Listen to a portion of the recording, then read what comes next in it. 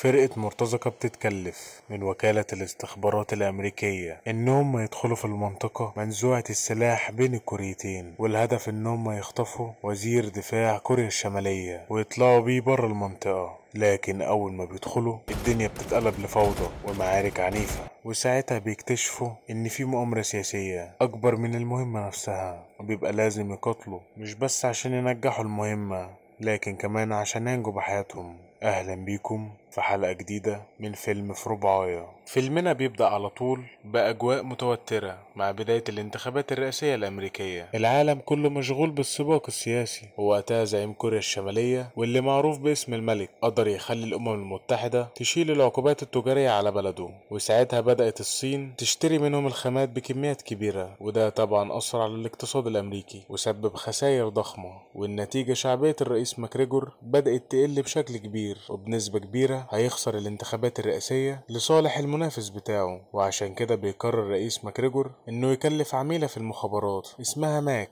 وبيطلب منها انها تجهز مجموعة من المرتزقة من دول مختلفة عشان يخطفوا جنرال الجيش الكوري، وساعتها لو فشلوا ما يبقاش امريكا لها يد في الموضوع. وعرفته ان قائد المهمة هيكون إيهاب بيكون ضابط قوات خاصة في الجيش الكوري، وكان قائد لمهمات سرية كتيرة، وماك بتثق فيه جدا لأنه عمره ما خذلها. في الوقت ده بيكون بطلنا إيهاب بيدرب شاب أمريكي اسمه لوجان، واللي واضح إنه بيتجهز عشان يبقى جزء من الفريق. وفي نفس اللحظة إيهاب كان متابع المهمة السرية مع ماك، وبتقوله إن كان المفروض إن الاجتماع هيكون في فندق سيول، لكن غيروا مكان الاجتماع لمخبأ سري. والمخبأ السري ده بيتكون من مجموعة أنفاق حفرتها كوريا الشمالية عشان تحتل كوريا الجنوبية. بعدها بنشوف جيرالد، واحد من أعضاء الفريق واللي كان متكلف إنه يتسحب جوه المخبأ ويصور كل جزء فيه. بعدها ماك بتقول لهم 5 دقايق وتبقوا جاهزين للاقتحام. بس فجأة بتحصل حاجة بتعقد المهمة أكتر، وهي إن كوريا الشمالية بتضرب صاروخ على سيول عاصمة كوريا الجنوبية، بس بيتم اعتراضه بسرعة. ووقتها بيتواصل إيهاب مع ماك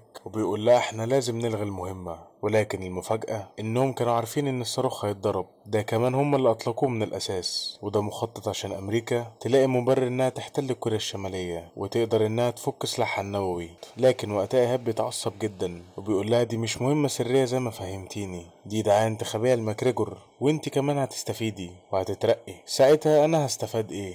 وبيطلب منها تزود فلوس العملية. ماك بتقوله إنها ما تقدرش تعلي المبلغ. وقتها بتحصل مفاجأة ما كانش إيهاب يتوقعها. واحد من زملائه المكلفين بتصوير الأنفاق بيلاقي إن اللي في النفق الملك زعيم كوريا الشمالية اللي بيبان عليه التعب والإرهاق، وبيكون معاه الفريق الطبي بتاعه. وقتها بيقول لها دي فرصة متتعوضش، احنا لازم نستغل الفرصة ونخطفه. بس ماك بتكون رافضة الفكرة، لكن إيهاب بيحاول يقنعها بكل الطرق، وبيقول لها ان دي فرصة عشان كوريا تقع في ايد امريكا. بعد محاولات من إيهاب اخيرا ماك بتوافق. بدأ إيهاب يجهز هو ورجالته للعملية، بيعرفهم إنهم هيواجهوا 12 جندي مسلح من حرس الرئيس. جيرالد بيقوله إن العدد كبير ومحتاجين للدعم، بس إيهاب بيقوله هنقوم بالمهمة لوحدنا. بعدها بيسأل مين اللي هيكون في المقدمة، بس الرجالة كلها ساكتة. ساعتها إيهاب بيقول لهم مالكم عايزين ان انا اللي اهجم بالاصابة اللي عندي؟ ساعتها بيرد عليه واحد من الرجالة بيقول له ان اللي هيكون في المقدمة نسبة موته كبيرة. ساعتها بيروح إيهاب لواحد من الرجالة اسمه خوسيه وبياخده على جنب وبيقول له مفيش غيرك اللي يقدر على المهمة دي، انت سريع ومحترف. بس خوسيه مقلق شوية لانه خايف يموت ويسيب اولاده لوحدهم. ساعتها إيهاب بيطمنه وبيقول له هتاخد مكافأة كبيرة، وساعتها هتعمل المزرعة اللي طول عمرك بتحلم بيها. وقتها خوسيه بيوافق. المهم الرجالة خلاص على أتم الاستعداد إنهم يقوموا بالمهمة، لكن وقتها لوجان بيدي التليفون لإيهاب لأن مراته عايزة تكلمه ضروري، فبيرد عليها ووقتها بتعرفه إنها تعبانة جدا وفي طريقها للمستشفى. بس للأسف الخط بيتقطع وهما بيتكلموا. في اللحظة دي بتحاول ماك إنها تتواصل معاه وبتبلغه إن حصل تعديل في المهمة وإن فرقة الدعم هي اللي هتقوم بالمهمة. وقتها إيهاب بيتعصب جدا لأن اتفق معاه إن هو فريقه بس اللي هيقوموا بالعملية. بس بتحصل حاجة غريبة في مكتب ماك، في ناس بيحاولوا ان هم يقتحموا المكان. ساعتها بتقول له انه يلتزم بالخطة بتاعته ويتحرك بأقصى سرعة، وفعلا ما بيعديش ثواني وخوسيه بيقتحم المخبأ السري بسرعة واحترافية عالية. وبيقدر انه يخلص على جندي برصاصة في قلبه. بعدها الفريق بيخش وراه والمكان بيولع نار حرفيا، الرصاص شغال من كل زاوية. بس إيهاب ورجالته محترفين وبيقدروا ان هم يخلصوا على رجالة الملك كلهم. في الوقت ده 2 من الجنود بيحاولوا يهربوا بالرئيس، بس الرجالة بتخلص عليهم قبل ما بيهربوا، وماركوس بيخدر الملك، وساعتها بيقع الرئيس أسير في ايديهم. بعدها إيهاب بيطمن على رجالته وبيشكر خوسيه على شجاعته، وبيكلم ماكو بيقول لها المهمة خلصت بنجاح. بعد ما بيخلص معاها بيؤمر جيرالد انه يصفي الطاقم الطبي كله ما عدا الملك، بس خوسيه قال له سيب لنا المهمة دي. لكن فجأة جندي لسه في النفس الأخير بيرفع سلاحه وبيضرب طلقة تشق الهواء وتخترق رقبة خوسيه. الدم بينفجر من رقبته ويغرق هدومه والأرض من حواليه في منظر صعب وقاسي. بسرعة الفريق بيتلم وبيصفي الجندي في ثانية. إيهاب بيشوف المشهد بيتجنن، ازاي ما أمنتوش المكان. بسرعة بيرفع السماعة على ماك وبيصرخ ابعتوا فريق الدعم الطبي بسرعة، لكنها بكل برود بترد انسحبوا فورا قبل ما تتحاصروا. ساعتها إيهاب بيفقد أعصابه وبيزعق فيها، بس في الآخر بيستسلم للأوامر وبيأمر الكل بالانسحاب. وقتها لوجان بيفقد أعصابه وبيزعق مش هسيب خوسيه يموت كده. هنا إيهاب بيصرخ فيه وبيقول له لو استنينا الدعم وخدناه للمستشفى هينكشف أمرنا كمهاجرين غير شرعيين، وساعتها هيسلمونا للحكومة. بس أثناء كل ده بيقطعوا دكتور الملك وبيقول له إن الموضوع كله إنك مش عايز تقسم الفلوس مع فرقة الدعم، وبيقول له ده فخ ووقعتوا فيه وكلنا هنموت، احنا مخطوفين من الصبح. والكارثة الكبيرة ان وسائل الاعلام بدأت تنشر اخبار عن قتل الزعيم الكوري على يد مجموعة من المرتزقة استأجرتهم CIA، وكمان نشروا صور ليهم اثناء العملية. وفي الوقت ده كوريا الشمالية بتجهز للرد النووي،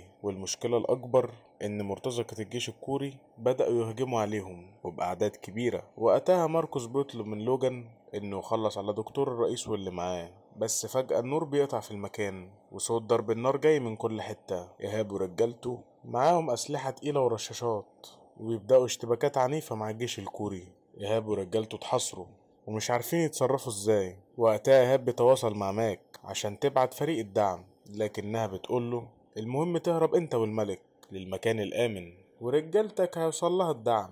إيهاب بيسألها مين اللي هجموا عليهم. ماك بتقوله إن هم مرتزقة تبع شركة مملوكة للصين، والصين عايزة تستغل الوضع لصالحها وتضرب نووي من كوريا الشمالية لأنهم بيتحكموا في جيشها، وفي نفس الوقت هم اللي هيعترضوه، وهتبقى في نظر العالم هي البطل اللي أنقذت الكوكب.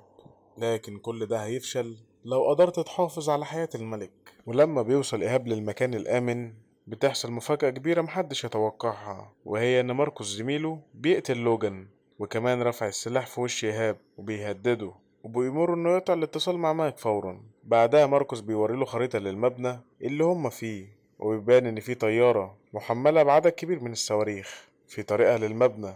إيهاب عينه على المسدس اللي على الكرسي، بس مش عايز ماركوس يحس بأي شيء غريب، وبيسأل ماركوس ازاي قدرت تعرف المعلومات دي كلها. رد عليه ان الصين اتواصلوا معاه وعرض عليه مبلغ كبير لو سلمهم الملك، وبيقول له خليك معايا ونقسم الفلوس سوا. ايهاب بيقعد يتكلم مع ماركوس وبيجري في الكلام لحد ما بياخد المسدس من غير ما ماركوس يحس، وبيقول له اهدى بس وتعالى نقعد نتكلم. ساعتها بياخد باله ماركوس ان المسدس مش موجود، وبيقعد وهو موجه السلاح في وش ايهاب، بس إيهاب بيعمل حركة صايعة وبيشغل صوت ضرب النار في الشاشة اللي ورا ماركوس، وبيستغل الوضع وبيضرب نار عليه. بعدها بيجري بسرعة عشان يستخبى. ضرب النار رايح جاي ما بين الاتنين، بس ماركوس بيفاجئه وبيجي من وراه وبيضرب نار على رجله اللي طلعت عبارة عن طرف صناعي، وماركوس كان لسه هيخلص عليه. بس المفاجأة إننا بنلاقي لوجان لسه ما ماتش وبيخلص على ماركوس بطلقة في دماغه. إيهاب بيزحف وبيروح عشان يطمن على الملك وبيلاقيه محطوط في بانيو، والبانيو كله غرقان دم. بسرعة إيهاب بيحاول يوصل للأجهزة عشان يعرف يتواصل تاني مع رجالته، وفعلا بيقدر يتواصل مع جيرالد وبيقوله إن ماركوس خاين، وكمان فقد الاتصال مع ماك. والمصيبة الكبيرة إن الملك مات والمبنى هيتفجر في أي لحظة. جيرالد بيقوله إن الملك لو مات زي ما أنت بتقول كان زماننا ميتين دلوقتي. ساعتها بيرجع إيهاب بسرعة وبيمسك الجهاز اللي في ايد الملك وبيلاقيه انه لسه عايش، لكن النبض كل شوية بيقل. بعدها بيطلب من جيرالد إنه يوصل لدكاترة الملك في أسرع وقت، وكمان بيطلب شنطة الإسعافات من لوجان. بعدها جيرالد قدر يوصل للدكتور، بس الدكتور واللي معاه ما كانوش واثقين فيهم، لحد ما إيهاب بيتواصل معهم بنفسه ويصور لهم حالة الملك عشان يتأكدوا. وفعلا الدكتور قال له إن الملك خلاص بيموت وعاوز مساعدته في أسرع وقت، لكن في نفس اللحظة بيتخانقوا مع بعض بسبب إن رجالة إيهاب سابوا صاحبهم يموت قدامهم. وفي وقت ما هما ماسكين في بعض عدى جنود مسلحين من قدام الأوضة. إيهاب ساعتها طلب منهم يوطوا صوتهم، لكن واحد من رجالة إيهاب وهو بيتخانق مع دكتور فيهم طلعت طلقة من مسدسه من غير ما يقصد، وهنا الجنود رجعوا ومعاهم عدد كبير. وقتها الدكتور بيقترح على إيهاب إنه يديهم سلاح عشان يدافعوا عن نفسهم، وفي المقابل يقول له كل التعليمات عشان ينقذ الملك. ساعتها إيهاب بيضطر إنه يوافق. الدكتور بدأ يتابع معاه الحالة ويشرح له خطوة بخطوة ازاي يسحب دم ويعمل انعاش للقلب. وفي وقت ما بيحاول ايهاب انه ينعش قلب الملك لمح في الكاميرات ممر للهروب، فبعت جيرالد على هناك. بس للأسف جيرالد اضطر يسيب سمير بعد ما رمى قنبلة وقتل كل اللي في المكان. في الناحية التانية إيهاب بيحاول ينقذ الملك بأي طريقة، وأثناء الإنعاش كسر ضلع الملك من غير ما يقصد، لكن الدكتور طلب منه يكمل. وبعد مجهود رهيب النبض رجع تاني بمعجزة، لكن المشكلة ظهرت لما لقى الدم اللي عنده متجمد، فاضطر ياخد من دم لوجان اللي قاعد يعيط بيقول له عايز يرجع بيته بسلام. لكن إيهاب مسك أعصابه وضحك عليه بكلمتين وبدأ ينقل الدم، وأخيرا الملك رجع للحياة وحالته بدأت تستقر. إيهاب بيحاول يتواصل مع ماك، لكن الاتصال كان مقطوع. وبنلاقي مفاجأة كبيرة، وهي إن الحكومة أعلنت إنه مرتزق وخاين وكمان قتل الملك، وبيعرضوا فيديو ليه أثناء العملية. بس فجأة المبنى كله بيهتز وبيحصل انفجار كبير. وقتها إيهاب بيغمى عليه وبيرجع للذكريات للحادثة اللي فقد فيها رجله أثناء التدريب. حصل عطل في مظلة زميله، ووقتها رفض انه يتخلى عنه، وبسبب الوزن الزايد اثناء الهبوط عظم رجله كله اتدمر واضطر انه يبترها. بعدها بيفوق وهو في اقصى درجات الالم وبيلاقي لوجان ميت جنبه. ايهاب بيحاول يتعجز باي حاجه عشان يقدر يمشي، لكن طرفه الصناعي وكمان الرصاصه اللي في رجله منعينه. في الوقت ده بيتواصل مع الدكتور اللي كان لسه عايش. ايهاب بيحط الكاميرا على مكان الجرح عشان يساعده يخرجها، بس وهو بيحاول يطلع الرصاصه بينزف وبيغمى عليه. وبعد ما فقد وعيه ورجع تاني قدر يوقف النزيف وياخد مسكن. بعدها حكى للدكتور عن اليوم اللي بتر فيه رجله، وانه اتعلم من وقتها يفكر في نفسه وبس. لكن الدكتور قال له رجالتك لسه بره بيضحوا عشانك، ازاي هتتخلى عنهم دلوقتي؟ وقتها جارد بيكلمه وقال له انهم خلاص ما فاضلش من الرجاله غير 4 والذخيره قربت تخلص. ايهاب بيأمرهم انهم يستخدموا نظارات الرؤيه الليليه، وامر الدكتور انه يروح لغرفه التحكم عشان يطفي الانوار، وبكده يقدروا يهربوا. في الوقت ده الشبكه رجعت وقدر انه يكلم ماك اللي صدمته بالحقيقة. الحكومة نفسها هي اللي أمرت بقصف المبنى عشان تخفي أي دليل عن الصين، ولسه في قصف جديد جاي خلال 15 دقيقة. كمان قالت له إنها اتشالت من وظيفتها، وإن الحل الوحيد إنه يخرج حي هو والملك عشان يظهروا كأنهم بعتوا فريق لإنقاذه. إيهاب رفض يسيب رجالته وقال إنه مش هيخرج غير معاهم. في الوقت ده جيرالد والفريق بيحاولوا يتسللوا بس وقعوا في كمين، لكن قدروا يخلصوا على الجنود. الناحية التانية الدكتور هو كمان في مشكلة، كان ماشي فوق حافة عشان يتفادى الجنود ونجح يعدي منهم بالعافية، بس بعدها اتزنق في طريق مسدود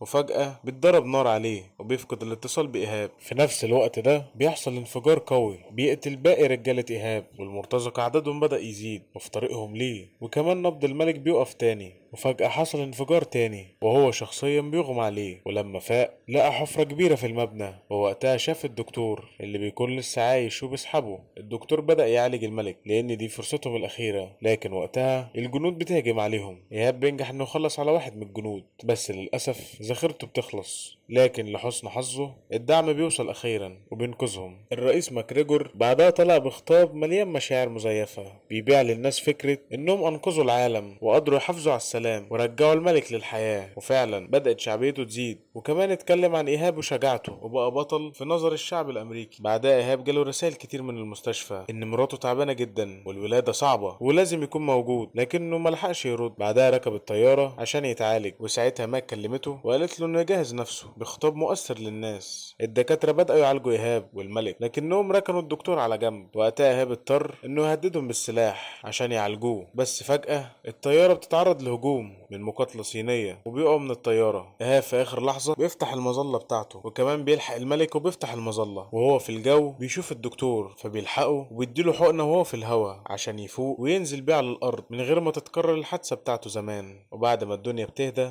وبيوصل للأرض بسلام، بيوصل له رسالة على الموبايل فيها صورة ابنه أول ما اتولد، ومراته بعتت ليه رسالة وبتطلب منه إنه يرجع في أسرع وقت. ساعتها بيبتسم ابتسامة كلها تعب وانتصار. بعدها بيدور على الدكتور عشان يطمن عليه، وبيلاقيه فعلا لسه عايش وبيساعده يقف على رجله، وبيكملوا الطريق جنب بعض. وبكده تنتهي أحداث فيلمنا.